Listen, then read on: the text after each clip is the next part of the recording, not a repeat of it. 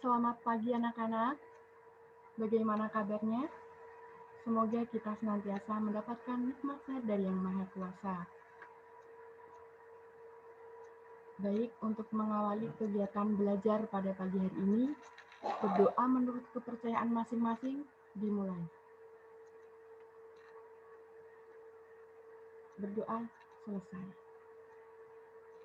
Baik anak-anak, jangan lupa tetap jaga kesehatan dengan minimal mematuhi protokol kesehatan dengan 3M. Memakai masker, mencuci tangan, dan menjaga jarak. Anak-anak, minggu lalu kita telah belajar bersama mengenai nilai dalam novel sejarah. Mari kita ingat kembali. Ada berapa nilai dalam novel sejarah?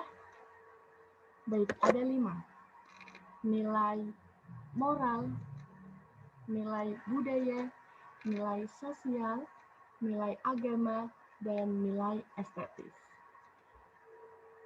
Pagi ini kita akan belajar mengenai mengidentifikasi informasi teks editorial.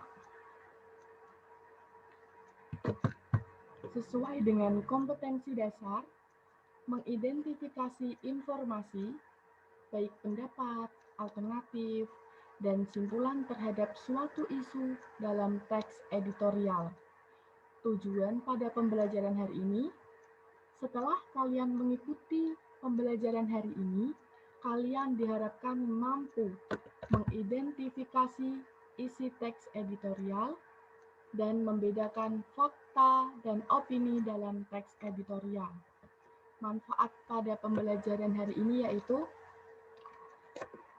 kita mampu menjadi seorang pembaca opini atau tajuk rencana yang arif, sehingga mampu menyaring keaktualan suatu peristiwa dan ketepatan suatu opini.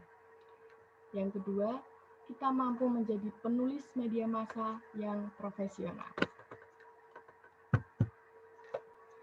Anak-anak, perlu Ibu sampaikan bahwa teks editorial atau yang akrab disebut dengan tajuk rencana adalah suatu kolom di surat kabar atau majalah yang memuat opini redaksi tentang masalah atau isu atau peristiwa aktual di masyarakat. Coba perhatikan frasa yang Ibu garis bawahi.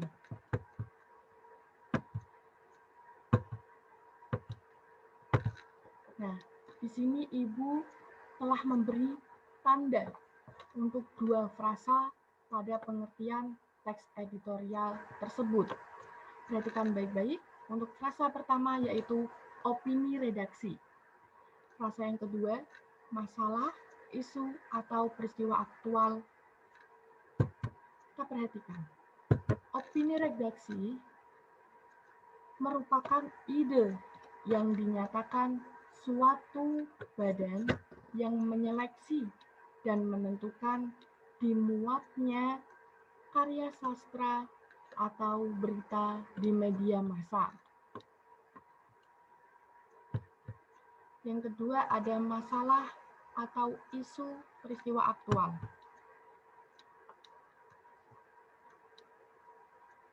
Peristiwa aktual merupakan permasalahan yang berkaitan dengan peristiwa yang sedang hangat dibicarakan, fenomenal, dan kontroversial. Perlu kita garis bersama anak-anak bahwa permasalahan aktual ini memang benar-benar sedang hangat dibicarakan di masyarakat. Jadi dapat disimpulkan anak-anak bahwa teks editorial atau tajuk rencana merupakan suatu kolom di surat kabar atau majalah yang memuat ide atau opini, argumentasi, penilaian, kritik yang telah disetujui oleh redaksi, yaitu badan yang menyeleksi dimuat tidaknya di surat kabar tentang masalah terkini yang sedang hangat dibicarakan di masyarakat. Selanjutnya, Tujuan dari teks editorial yaitu ada 3. Yang pertama, pembaca mampu berpikir kritis, mendapat pandangan, dan terinspirasi untuk menindaklanjuti permasalahan aktual di masyarakat. Dapat diingat kembali bahwa tujuan teks editorial ada 3, yaitu setelah membaca teks editorial yang ada di surat kabar, pembaca mampu berpikir kritis mengenai permasalahan aktual di masyarakat, karena teks editorial didukung oleh pendapat penulis dan tokoh-tokoh lain. Nah, setelah pembaca membaca teks editorial, pembaca akan mendapat pandangan mengenai permasalahan yang sedang dibahas di teks editorial. Kemudian pembaca juga terinspirasi untuk menindaklanjuti permasalahan aktual di masyarakat. Anak-anak perlu disampaikan bahwa jenis teks opini itu ada 2. Karena teks editorial itu juga merupakan salah satu jenis teks opini, jadi Ibu sampaikan bahwa teks opini itu ada 2. Ada opini analitis dan opini hortatoris. Opini analitis yaitu opini yang dikemukakan berupa konsep atau teori tentang sesuatu. Sedangkan opini hortatoris adalah opini yang dikemukakan berupa tindakan yang perlu dilakukan atau kebijakan yang perlu dibuat mengenai suatu hal. Perhatikan baik-baik. Dari pengertian 2 jenis teks opini ini, mana kiranya yang termasuk jenis dalam teks editorial? Kira-kira teks editorial masuk ke bagian teks opini analitis atau teks opini hortatoris?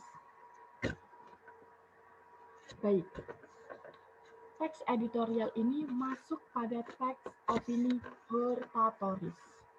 Mengapa? Karena teks editorial tidak hanya menyuguhkan permasalahan aktual atau peristiwa aktual, namun juga menyuguhkan beberapa kritik, bisa berupa kritik, saran, penilaian, dan sebagainya.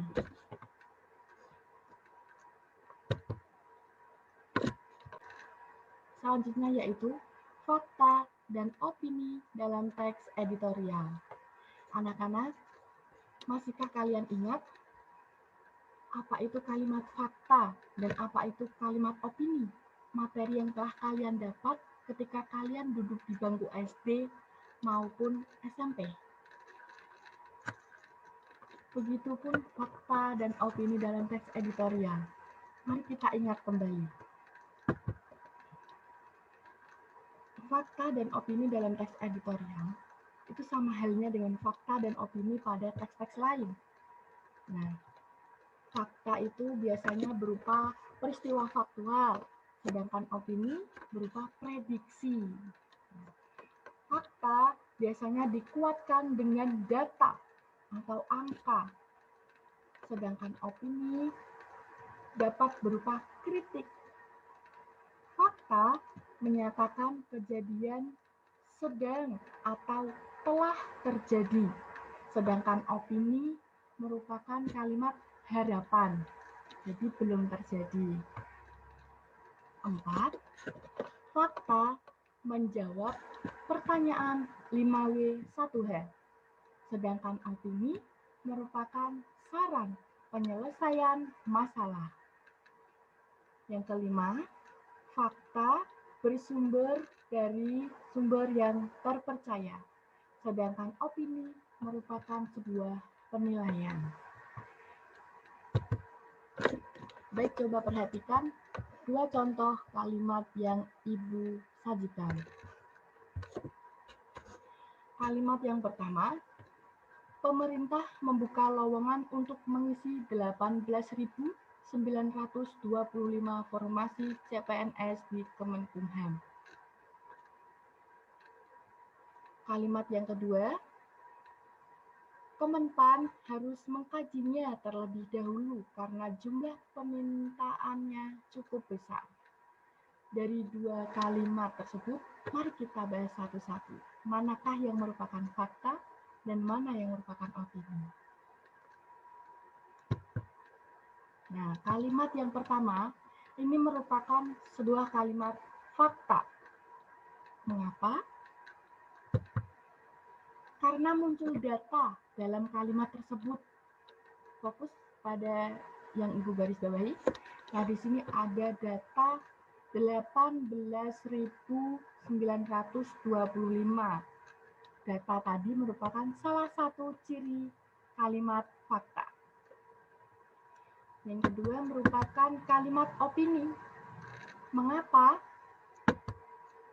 Karena muncul sebuah saran. Kemenpan harus mengkajinya terlebih dahulu. Nah, ini merupakan sebuah saran penilaian terhadap suatu permasalahan atau isu yang sedang hangat di masyarakat. Baik anak-anak, materi yang Ibu sampaikan kiranya cukup. Untuk selanjutnya, Ibu mengingatkan kembali tugas minggu lalu yang Ibu sampaikan untuk membuat cerita pendek sejarah pribadi. Jangan lupa dikumpulkan pada minggu depan, yaitu 26 Oktober 2020 di meja Bu Nur Aini. Setiap kelas perwakilan 2 siswa saja. Dan selanjutnya, pertemuan yang akan datang, kita akan membahas mengenai struktur dan kaidah kebahasaan pada teks editorial. Untuk itu, kalian pelajari terlebih dahulu struktur dan kaidah kebahasaan pada teks editorial yang ada di buku paket. Terakhir, semangat belajar dan sehat selalu. Sekian dan terima kasih. Wassalamualaikum warahmatullahi wabarakatuh.